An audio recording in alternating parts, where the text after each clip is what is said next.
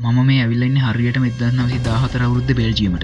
ඉතින් මම අද කියන්න යන්නේ මේ වෙනකල් කවුරුත් වැඩි කියලා නැති අමුතු කතාවක්. 1914 කියන්නේ පළවෙනි ලෝක යුද්ධය ආරම්භ වෙලා හරියටම අවුරුද්දක්වත් නැති කාලයක්. මේ කාලය තුල ජර්මන් හමුදාවයි බ්‍රිතාන්‍ය හමුදාවයි අතර මෙහෙම දෙයක් සිද්ධ වුණා. ඔන්න ඉතින් එදා අධික ලෙස හිම වැටෙන අඳුරු සීතල රාත්‍රියක්. නත්තල උදාවට තියෙන තව හෝරා කිහිපයක් විතරයි.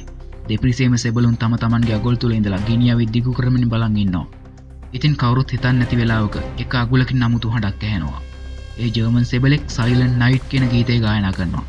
ඉතින් මේ වෙලාවේ අනිත් අගල ඉඳලා බ්‍රිතාන්‍ය සෙබළු ඒ ගීතය අහන් ඉන්නවා. පස්සේ වුණුත් එම ගීතය ගායනා කරන්න ගන්නවා. ඉතින් මේ වෙලාවේ විශේෂ සිදුවීමක් වෙනවා. දෙපිරිසේම සෙබළු තම තමන්ගේ ගිනියවිය පහත දමනවා. ඉතින් එදා දවසේ කිසිදු වෙඩි හඬක් ඒ භූමියෙන් ඇහුනේ නැහැ. අනිත් දවසේ ලැබුණු වෙඩි ශබ්දවල දෝංකාරයක්වත් එදා ඒ භූමියෙන් ඇහුනේ නැහැ. හිම වැටෙන සුළඟින් හුදකලා වුණු ප්‍රදේශය අධික නිහඬියාවකින් පිරලා තිබුණා. ඉතින් දෙපිරිසේම සෙබළු තම තමන්ගේ අගල් තුල ඉඳලා එදා දවස ගත කළා.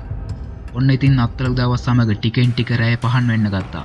වෙනදා උදේට දකින බිහිසුණු ගිනි ජාලා එදා ඒ භූමියේ තිබුණේ නැහැ. 1914 දෙසැම්බර් 25 නත්තල දවස. අගල් තුල හිටපු දෙපිරිසේම සෙබළු අගල් තුලින් එළියට එන වෙලාව උදා වුණා. ඊට සාමකාමීව ආයුධ රහිතව එකිනෙකා අතට අත දීම ආරම්භ කළා. වෙනදා එකිනෙකාට සතුරු නොවුන් අද මිතුරු වෙලා සාමයේ පමණක් එදා දවසේ භූමියේ ඉතුරුණා. නත්තල සාමයේ කුමාරයාගේ දවසුණත් එදා දවස මනුෂ්‍යත්වයේ ගුණේ ඒ භූමියේ රැව්පිලි රැව් දුන්නා.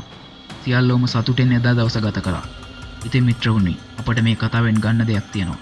ඒ තමයි මනුෂ්‍යත්වයේ ගුණේ එක් දවසකට පමණක් සීමා වෙන්නේ නැහැ කියන පණිවිඩය.